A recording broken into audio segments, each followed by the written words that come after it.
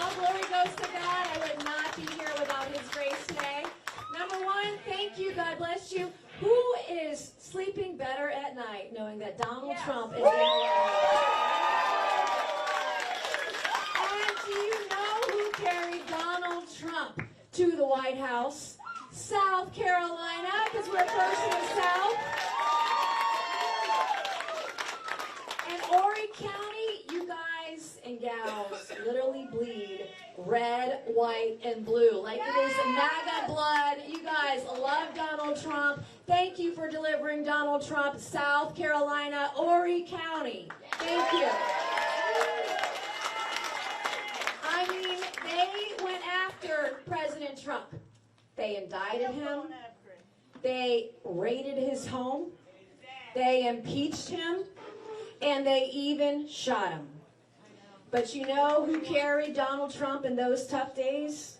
It was God. God carried Donald Trump. Just like God is going to carry the United States of America with Donald Trump as president, they are going to save our nation. And we did that. We did that right here in South Carolina. Now the establishment, they're coming after me just as hard as they're coming after Donald Trump. And if they can't find it, I'm going to tell you, they're going to make it up. And I thank God every day. I got saved about 6 years ago. All of my stuff's out there. I mean, you can find it on the internet. It is there. Sometimes that was me. Sometimes that was an AI. Only about half of it's true. But that being said, they're coming after me so hard because they are so scared that South Carolina will install an America First governor who will implement Donald Trump's agenda. On day one, because Donald Trump's agenda is law and order. And there's no one better than the PD in Horry County and every county across South Carolina that knows that law and order is missing in our state. I recently went to Loris. Who's been to Loris? And I met with the Spivey family. And as I walked into the room at the Veterans Cafe and Museum tonight, I read a statement from the Attorney General of South Carolina, who is refusing to investigate the death and the killing of Scott Spivey. And there are tapes. We know that he was chased 9 miles down the road. And there are tape recordings about the guy that shot him bragging about how terrified Scott Spivey was before he died. We've seen video. We've seen body cam where it was handwritten on a note that said, "Act like a victim." A note that was snuck to the shooter. And you can't tell me, for a man who was shot 17 times from behind and killed by a bullet in the back, that our Attorney General could not investigate this case. He has refused. Boo, that's right, boo. We had a solicitor, this is in the Sumter County judicial area, 2 weeks ago, prosecuted one case of DUI. Do you know how many murder cases are in Sumter County today? Over 60. If you roll down two hours down the road, south of Charleston, when you don't want to spend your money in Myrtle Beach, you come down to Charleston and we take your money, we cash all the checks. 2 hours down the road in Charleston County, guess how many murder cases are on the docket and not being prosecuted? Over 350 murder cases and attempted murder over the last 7 to 8 years. We don't have trials anymore. We don't have juries. And we don't have prosecutions. And you know why? Because the system is corrupt. We're only one of 2 states in the country that allow our legislators to pick the judges in this state. And then we have an attorney general who runs for office. And do you know who funds his political campaigns for office? The lawyers who have cases before the attorney general and his prosecutors. And then we have solicitors who are supposed to prosecute murder, who are supposed to prosecute child molesters. who are supposed to prosecute rapists. And they're elected. And do you know who funds their campaigns? The lawyers who have cases against the prosecutors. Now, someone tell me how that smells right. It doesn't. And that's why we have cases like Scott Spivey up here in the PD not being investigated, not being prosecuted. That's why we have hundreds of cases across the state not being investigated. Well, on day one, you know who's going to bring law and order to South Carolina? I for damn sure am bringing law and order to South Carolina. And just like Donald Trump, who started deporting millions of illegals on day one, and we have a lot up here at Horry County. Y'all see him getting dropped off. You see him at the Home Depot on the corner. That is happening here in Myrtle Beach, and we all see it with our own eyes. That is a fact. But in South Carolina, we are a Republican state. We are a red state. We're supposed to be a MAGA conservative state. And did you know that we have rogue sheriffs here in South Carolina who are sanctuary sheriffs, who are ignoring state law and federal law? And wouldn't you know, over the last 4 years, we had a sanctuary sheriff, Kristen Graziano, and I would say, pay very close attention to the protesters as you leave today, because you're going to see on their boards outside singing praise for sanctuary sheriff Kristen Graziano out of Charleston County, who for 4 years, said she would not work with ICE. She refused to work with ICE. She refused to detain illegal aliens, even though we get paid as a state for the beds that they occupy when they are detained. And she let out rapists, she let out murderers, and she let out pedophiles who are here illegally in our state. She let them walk free in South Carolina. They could leave Charleston and come right up in their car to Myrtle Beach, or Greenville, or Spartanburg, Columbia, anywhere in the state, anywhere in the country. She did that. And do you know who stopped her in November of last year? I did. I was the only person. Not a single statewide leader in South Carolina said a damn thing about Sanctuary Sheriff Kristen Graziano, but I did. And I got her unelected in a blue county that Kamala Harris won by 11 points. We got a Republican conservative sheriff in Charleston County, South Carolina by 1 point. And on day one, with ICE. We did that. South Carolina did that. MAGA did that. And just like I stopped the sanctuary sheriff in South Carolina, you know who else I stopped? I stopped George Stephanopoulos on ABC News. Did you see that? Crazy George Stephanopoulos. He tried to say the president was a rapist, and he's not. He's never been convicted of rape. And I, as a rape survivor, went to bat for the president over and over and over again, because I know, just like we have in Horry County, we got real men in Horry County. That's right. We got real men, and y'all are packing heat, and we appreciate it, but real men protect women. Yeah. And Donald Trump has protected women from day one. Day one. And so in that interview that I did in New York with George Stephanopoulos, I don't mind doing it. I'll go into the Lion's Den. Bill Maher just called me the other day, asked us to come on the show, and I'm going to do it. I'm going to go into every Lion's Den, because we need people to hear the MAGA message, the independent voice that Donald Trump is, that he's going to save our country. In that $15 million interview, I call it, Stephanopoulos learned a $15 million lesson. Trump won that defamation suit, right? And how Nancy Mace will not back down, and Nancy Mace will hold the line. I don't want a commission, okay? That would be really nice if I could get a commission off that $15 million. Imagine how many bridges we could build with that. But I haven't told the president this, but my one ask, I just want one ask, because the $15 million is supposed to be used to build his presidential library. I just want my name over a women's bathroom. I just give me a plaque. Just give me a plaque with my name on it and say, only women here. And that's what we're going to do. But just like I stopped the sanctuary sheriff in South Carolina, I stopped George Stephanopoulos. I stopped the Secret Service director after Donald Trump was shot.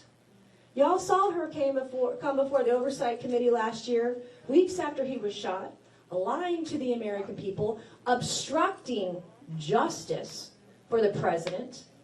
And we had some people that filed a resolution, hey, let's impeach her. Oh, that's nice. But it didn't matter because it didn't force a vote on the floor of the U.S. House of Representatives.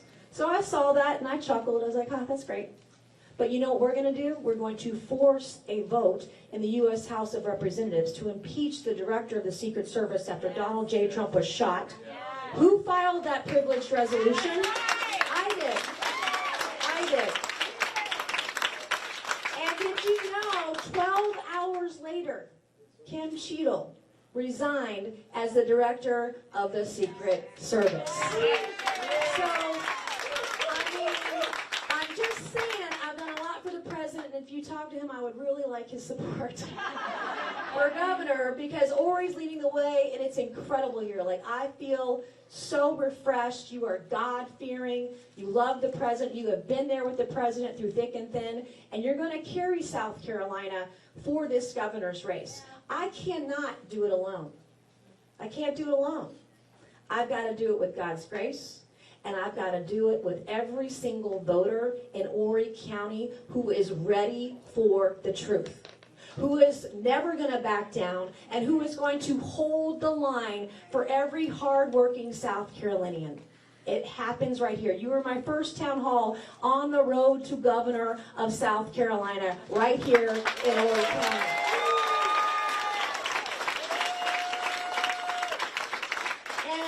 Before I wrap it up, because I want to do a little bit of policy, because the press says I like my pajamas. They want to write about my pajamas, they want to write about my memes, and they're funny. I think it's funny. Some of it's very funny because the ridiculousness of the left, they're insane, they're lunatics. I have a little bit of fun with it. I want you to know what it's like to drive 12 hours through the night, to get to D.C.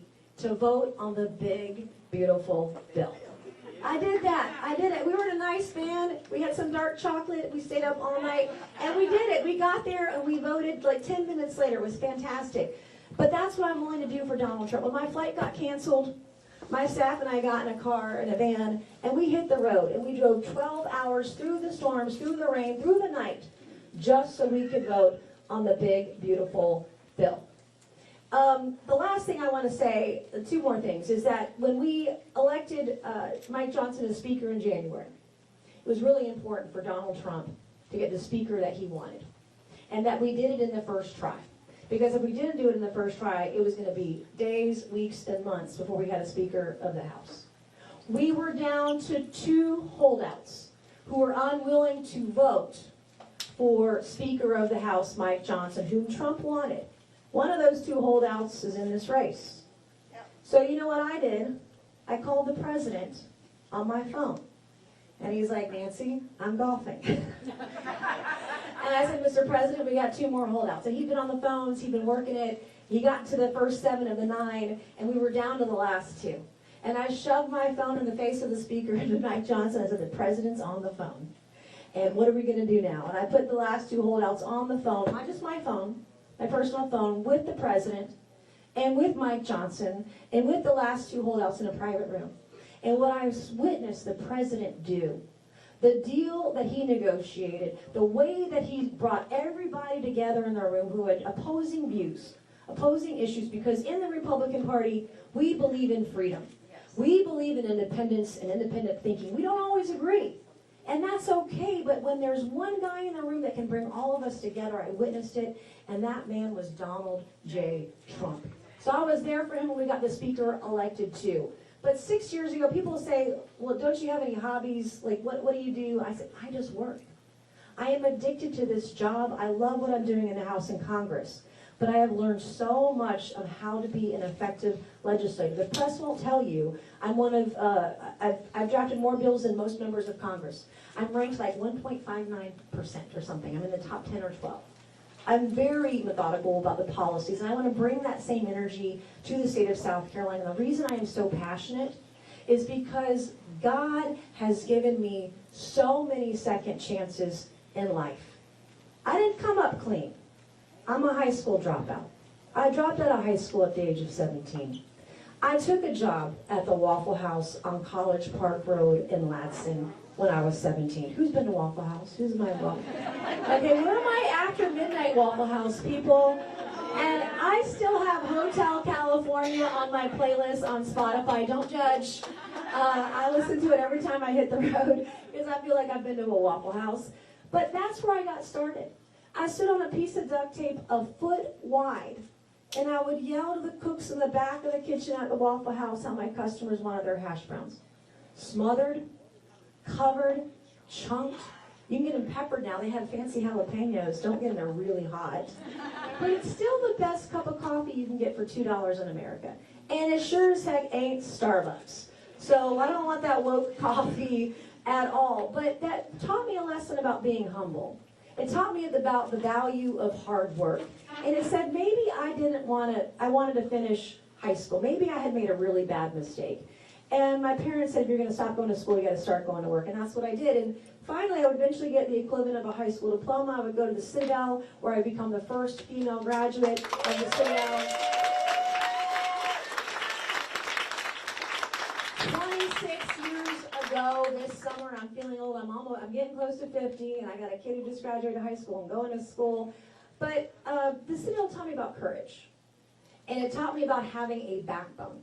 And it taught me that sometimes we just don't care. We're going to do the hard work because we're going to do what's right every single time. And that is a tough lesson to learn as a kid.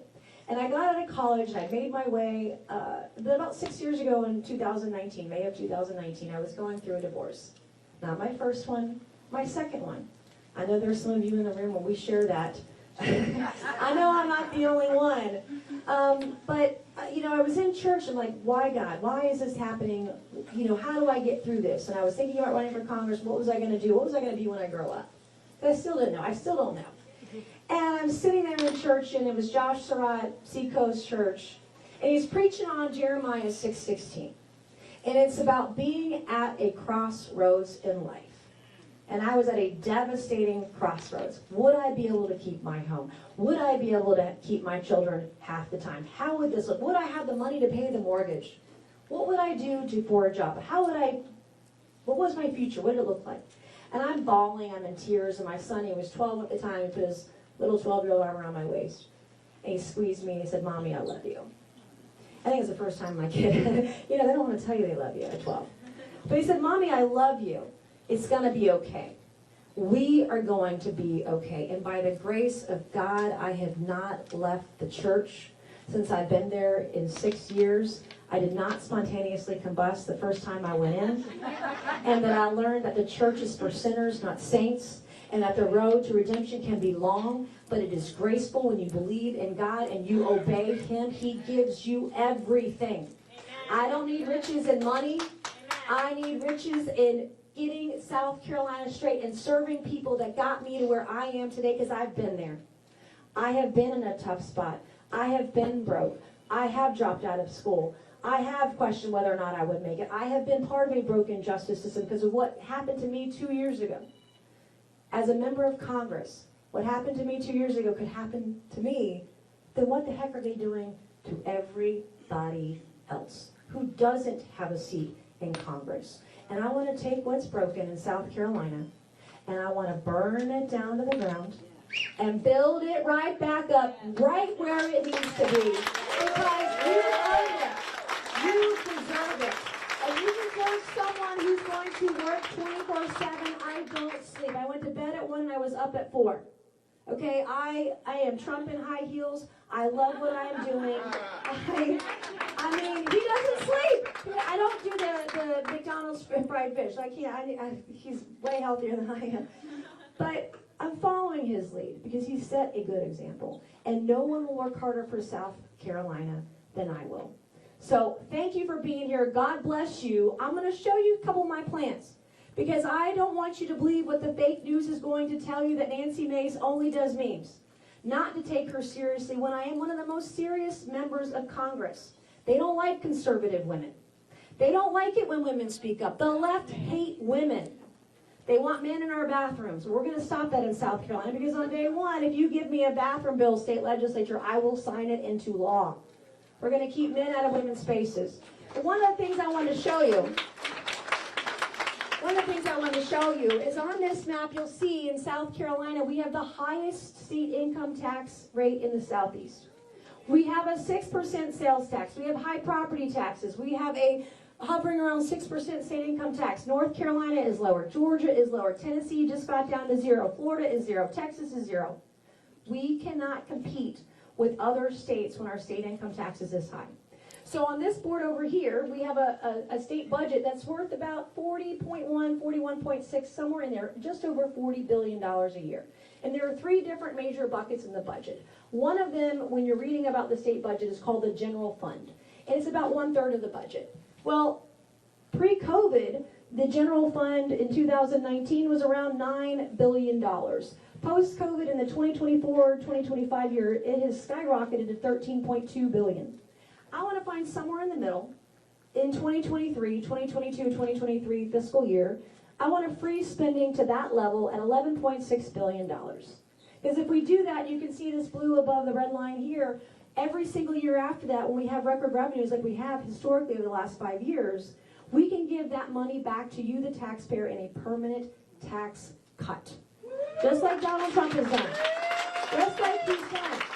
But to speed it up, you'll see I have earmarks on this board. We've all heard of earmarks, right? Those are pet projects that have nothing to do with growing the economy or getting you a good wage paying job. In 2019, earmarks were $30 million a year. And then just a year ago, 2023-2024 fiscal year, they were $700 million. We went from 30 to $700 million in 2 years for earmarks. So to speed up the general fund rebate back to taxpayers, if we just cut earmarks in half, hell, I would take 0.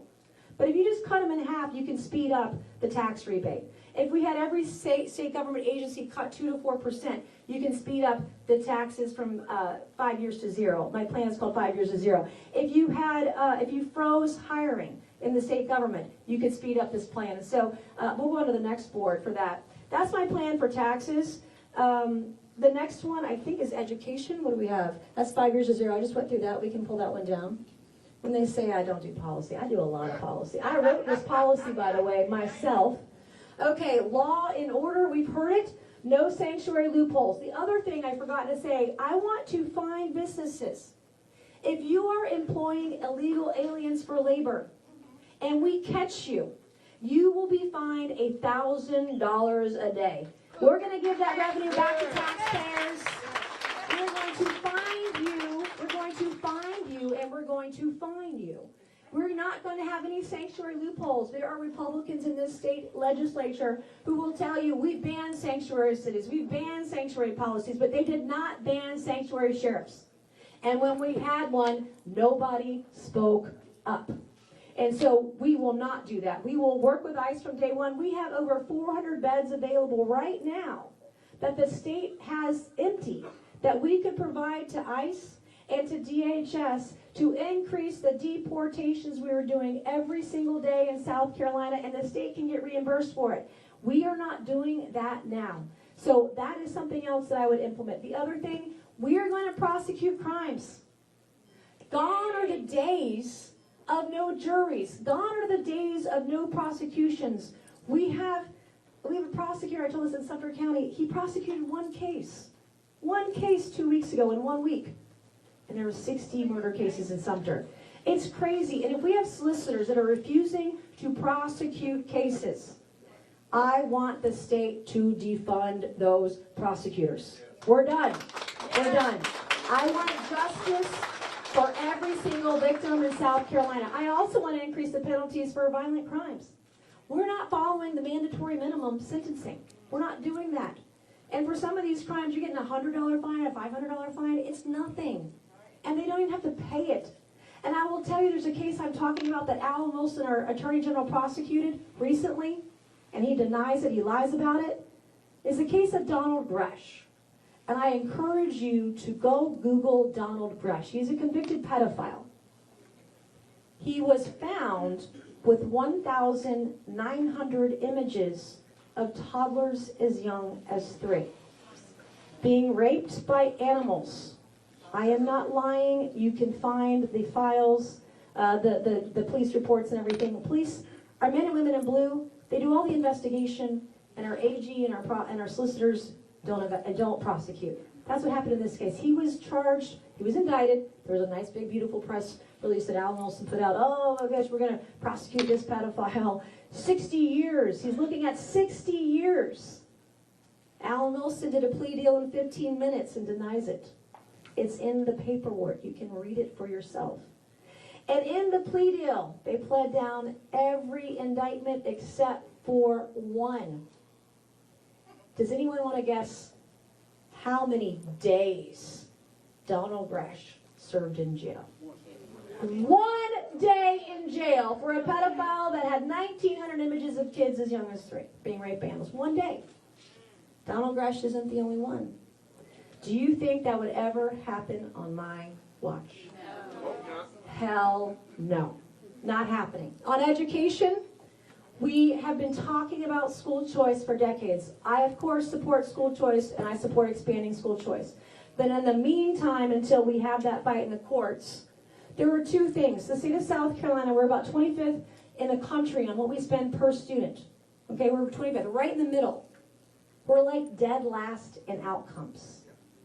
I mean, we're behind Mississippi. I don't want to be behind Mississippi in anything. If you're from Mississippi, we love you. Thanks for bringing your money here. But I don't want to be behind education in Mississippi, okay? It's 2 things. And I'm modeling this a little bit after Florida. Okay, I have read what other states are doing. We're not going to reinvent the wheel. We're going to do what other states are doing, and they're doing better. They're doing well. We want to do it too. Number 1, mandatory automated. You're held back in 3rd grade if you can't read and write. Okay? We're going to narrow those exceptions. I want our young boys and girls to be able to read and write, because if you can't read and write by 3rd or 4th grade, you're not ready for middle school. If you're not ready for middle school, you'll never be ready for high school, and you'll never be ready for those good paying jobs we have right here in South Carolina. And if the kid cannot read by 3rd grade, then we're going to assign them a reading mentor. And they're going to be required to read 90 minutes a day while they are in school. That is what the state of Florida does. We can do it here in South Carolina, because literacy is the way to bring our children out of poverty and into prosperity.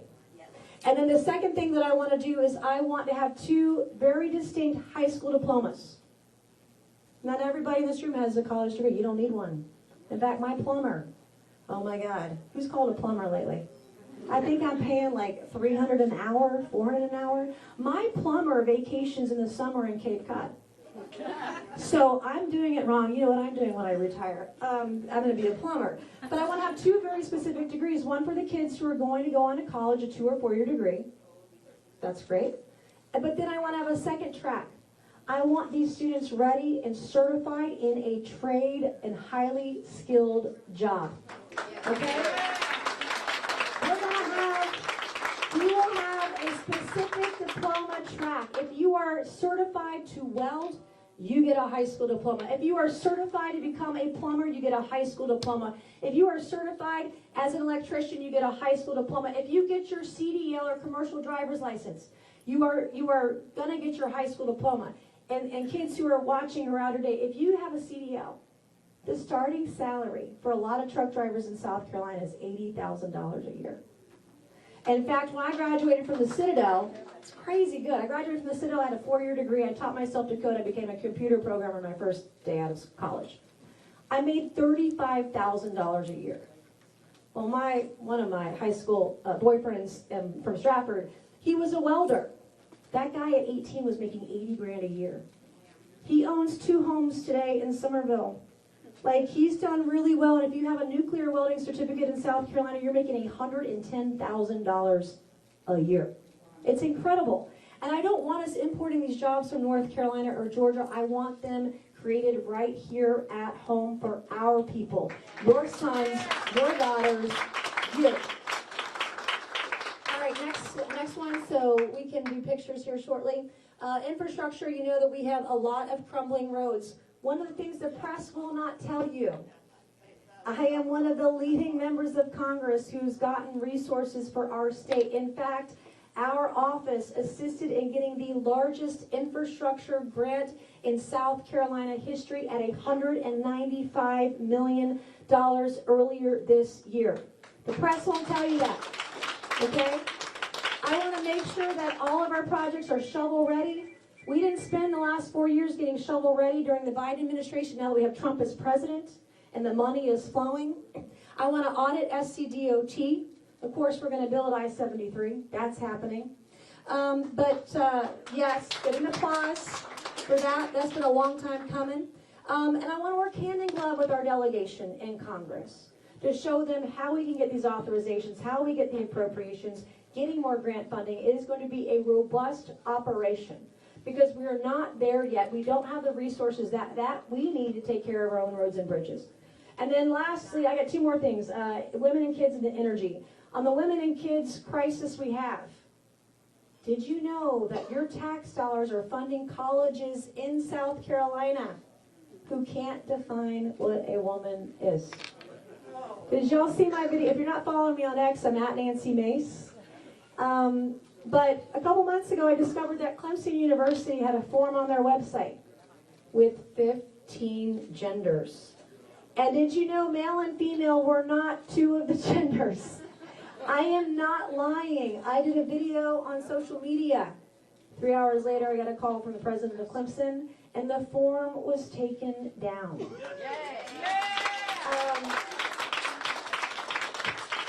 I have a kid who just graduated high school, is applying to college that will not be named, and he was applying for his dormitory. 13 genders on this university in South Carolina. He's like, Mama, you've got to take a look at this. He's like, but don't screenshot it. I screenshot it, okay? I couldn't help myself. So I did a little video on social media. 48 hours later, the school took the form down, and I'm not even governor yet. Imagine what we will do. We had another school that was promoting cross-dressing on its website. I did a little video on social media, and they took it down the very next day.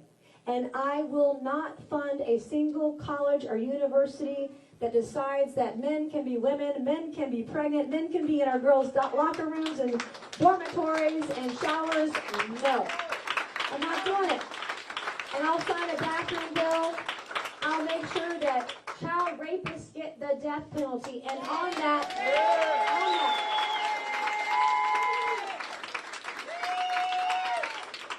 oh, the press is going to be so mad. They're not going to tell you about this one either. 3 weeks ago, we did the National Defense Authorization Act in Congress. I sit on the House Armed Services Committee. And this is where we do all the authorizations for the Pentagon and the D.O.G.E. You're not going to like this. Guess who got some of the highest number of amendments in the Defense Authorization Act? I did. 26 amendments on that committee. Now, one of those amendments was to amend the UCMJ, the Uniform Code of Military Justice. If you are a child rapist, you will get the death penalty. We did that 3 weeks ago in Congress. So I put my money where my mouth is. We're doing it. And then on energy, we have an energy crisis. The state spent $9 billion about a decade ago to build VC Summer or a nuclear plant, and you didn't get a damn thing back from it. $9 billion up in smoke, poof, gone.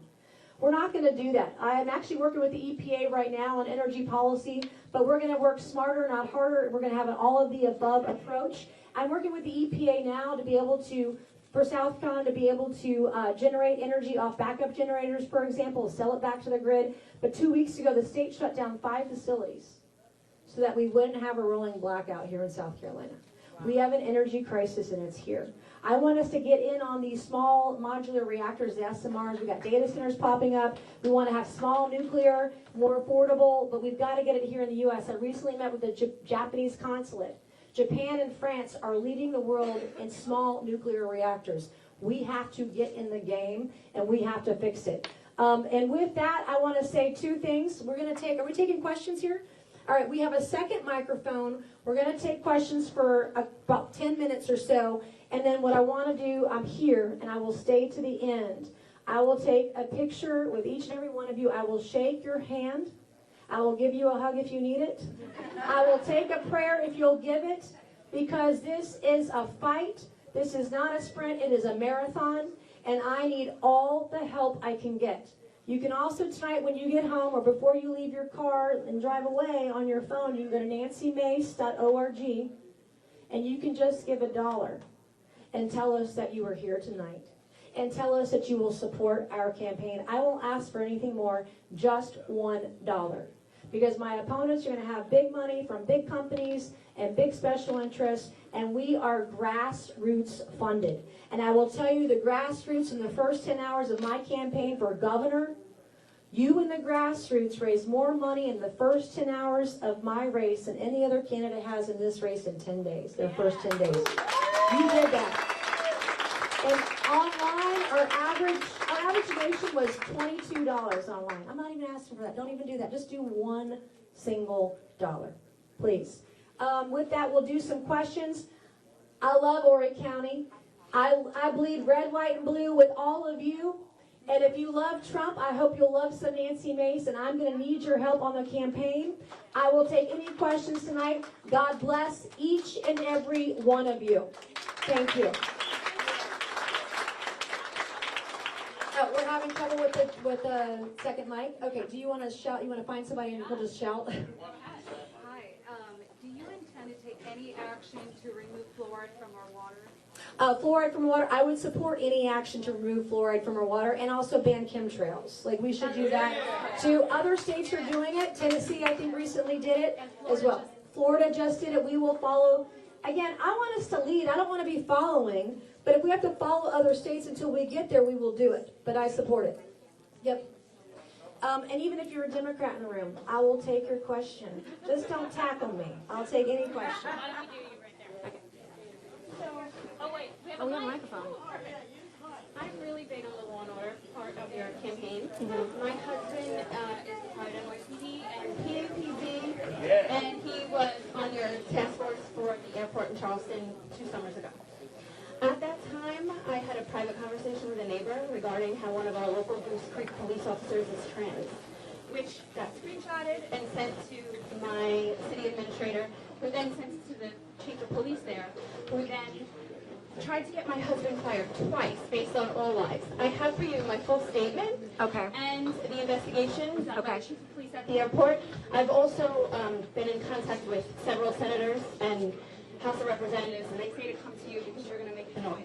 Yeah, and I will. Being from Goose Creek. Yeah, no, I am from Goose Creek, and I'm so sorry that happened. Jamie, can you take that from her? Yes. You know, you've got a First Amendment right, and you can't be fired for that. You have a First Amendment right. Well, it wasn't even my job. She went after my husband with complete lies. It's all proven in that. If you take the time to read it. Yeah. And there's even more. I have screenshots. And I'm deeply sorry. I had many cops reach out to me after this, confirming it, saying they would testify. And they also sent me screenshots of their group chat of the traffic unit where they target people, they laugh about it, they target people and neighborhoods. Yeah, I'm a victim of the justice system like you all are, and we have a lot of victims that are coming forward and asking for help because they know I'm the only one who will make the noise to get justice for victims. I will do it no matter the cost. I have risked my career trying to help victims. And I've done that my entire career, but particularly early this year in February. I am willing to risk my career for you, for your family, and do what is right and hold those accountable to do what's right because law and order is going to come to South Carolina. It's going to come. Nancy, back when the floods happened in North Carolina and Trump was visiting, he said he was going to make sure that everybody that was in an endangered area or lived in the coastal community would get a tax credit on the generator. And he hasn't brought that up lately, so will you just please remind him? I can absolutely remind him. The other thing about I want to say about FEMA and disaster relief. So I did a bill last year that would take funding about $1.45 billion out of FEMA because FEMA was caught housing. They had a housing program for illegal aliens. The White House denied it, and wouldn't you know, there were Republicans and Democrats in Congress who voted to give FEMA $1.45 billion to spend on housing illegal aliens. It's incredible. And I did a bill for that, and you know, I will be the biggest voice as governor making sure that does not happen again.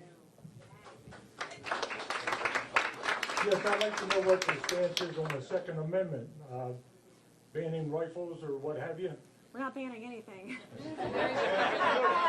We're not banning anything. And if you follow me on social media at Nancy Mace, I was just at a company, nice jeans. I was just at a company called R2P. So some of the best bulletproof doors made in America are made right here in South Carolina. And I actually took a 7.62 round into one of the doors. I barely missed the target. I was like 1/4 of an inch off the target, but I shot the other day and I was reminded to get back at the range. But we're not banning any guns. I actually, when I was a state lawmaker in the State House a couple of years ago before I went to Congress, I wrote a bill making reciprocity when you needed the permit in South Carolina and other states. I drafted a reciprocity bill. I've been very supportive of it. I own several firearms myself. If you're asking, my favorite gun to carry is a Sig Sauer P365. That's my favorite. I like that grip. It's perfect for my hand. H&K is good too. It's too big to carry though. Constitutional carry? What's that? Constitutional carry? Oh, I'm all for open carry, constitutional carry. Okay. Yep. Nationwide? Oh yeah. Yep. Nancy, my question is everybody seeing DOGE doing its thing up in the big White House? Are you going to bring that here to South Carolina? And the rumor is it's already on its way. I hope like hell DOGE South Carolina is on its way. We just signed a rescission package that would cut $9 billion that DOGE identified in cuts. I've helped DOGE find some of these crazy contracts where we're wasting hundreds of millions of dollars, sometimes billions of dollars, gotten some of those contracts canceled, have had a hand in that. We already have a committee that's supposed to be looking at waste, fraud, and abuse in South Carolina, but I don't get the sense they're doing anything. And so in my economic plan to reduce the state income tax, mandating that agencies cut 3 to 4% annually, doing hiring freezes, all of that gets us to that moment. And of course, we've got to audit some of our agencies, particularly the Department of Education. I want to know where all the money's going and can we take some of it out of the bureaucracy and give it to our teachers. Get rid of that Common Core. Oh yeah, Common Core out the window. All right, we'll do 3 more questions because I'm sweating. I am sweating, and I want to shake your hands and give you a hug, and the lady in the back in black right there. Hey baby, how are you? No, I ain't seen you since the last time. Thank you for being here. This is the question I need to ask you, just for you to let me know who I should be talking to, or is you the person that I need to talk to if you get in the seat. What I'm worrying about, I'm running for city council in Myrtle Beach, South Carolina. What I am definitely #1 about is our public safety. So what about as far as, giving the money and helping out, giving us more, trainees and give us an incentive or whatever we can do to make better for our safety for our areas, put it that way. So with regards to public safety and training, we have basically one police academy. And you have to go to Columbia to train there. When I was a state lawmaker, I worked with different chiefs of police in South Carolina to get resources to regional areas, whether that was Horry County or the Low Country, the PD, the Low Country, the Midlands, the Upstate, etc., to have regional training facilities so we could more quickly train our policemen and women. That still hasn't happened. And it doesn't have to cost a lot to do it. But we're not doing it. And it is something that I would support because we've got guys who sign up to put their life on the line, guys and gals, to put on the uniform and keep our communities safe, and they can't get trained. And so they sit there for 6 months, 9 months, however long it is, pushing some paper and a pencil behind a desk, not getting trained and getting out there on the streets and keeping us safe. And the other thing that we have to do, because I've gone on some ICE raids, I have gone on some drives, some rides, ride-alongs with police. But we also have to have our community, our business community, also get on board. We have hotels that they call zombie hotels that you can drive by. And you can see people high as a kite on drugs and prostitution and fentanyl and human trafficking and all these things. And where are our municipalities and counties and towns? Where are the resources to help them fight this kind of thing that's happening right on the streets of South Carolina? And then we know that there are certain streets in our state that are taken over by the Sinaloa cartel, by the MS-13 gangs, by Tren de Agua, I mean, in my hometown of Goose Creek, like 4 years ago, like one of the largest human trafficking busts in Goose Creek, 28 people arrested. We had 3 Tren de Agua members arrested a couple weeks ago for trying to steal from a gun store in Summerville, South Carolina. It's crazy what's happening, which is why I want our state, we want to have trained law. I would deputize our police officers to detain illegals. Let's go. I'm ready. Let's go. All right, one more question, I think. One more question. I would like to know what you're gonna, the kids that are graduating, they need to know how to be an adult, to take care of themselves, to clean. Can we bring back home ec? To go to the We grocery do home ec. store, We gotta bring back home ec. you know, to open a checking account. They need American history. They need all those things to survive in the world. And the majority of them don't get that. And if our schools and the parents don't do it, how are we gonna have good citizens in this country? Yeah. I love it. I think I heard you want to bring home ec back and teach those basic skills. We can bring home ec back. I also want to bring back cursive.